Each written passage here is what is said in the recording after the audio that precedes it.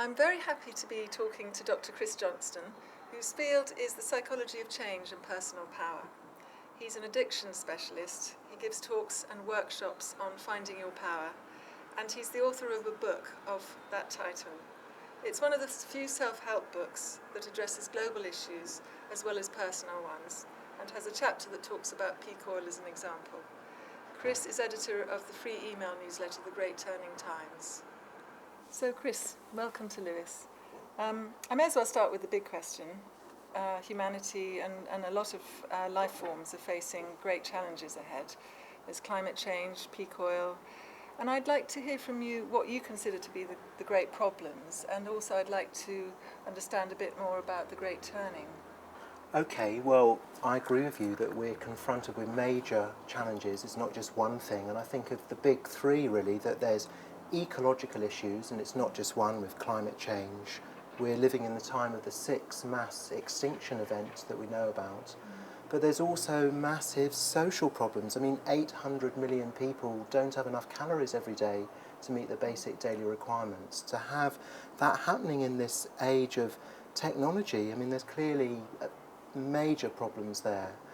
And then thirdly, even the people who are materially very well off, there's rising levels of unhappiness, rising levels of depression, falling levels of happiness. So I kind of think of it as the planetary, the social and the personal. There's crises on those 3 levels, and they're not separate. I think this is really important to see how they're linked together. And the way that I'd see they're linked together, I mean, I work as an addiction specialist in the health service, and I think there's a lot about the psychology of addiction that links these 3 things together. And I think it ties in with how we seek happiness and fulfillment in life. That if we seek happiness and fulfillment through a model of really saying that we need to have more, and it's kind of materialistic solution, we need to have more, and we don't feel good enough if we don't have enough. And we compare ourselves with other people, and it's like that sense of needing more and more to keep up with what the current sense of what you should have is.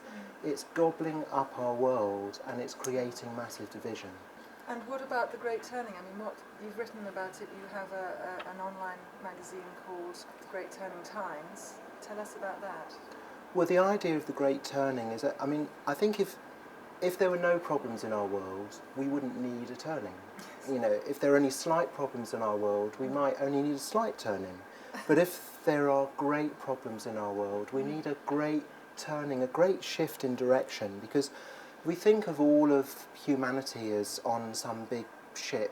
At the moment, it's a bit, I think of it as the Titanic Syndrome. The Titanic Syndrome is we're steaming really quickly towards a collision.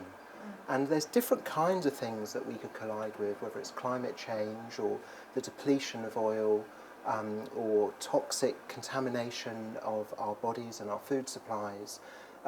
But it's like we're moving faster than is our ability to steer or control the brakes. And I think we can't just halt it, but what we can do is steer a turning of direction. And broadly, it's about making life and acting in a way that promotes life and affirms life, the central principle in our life.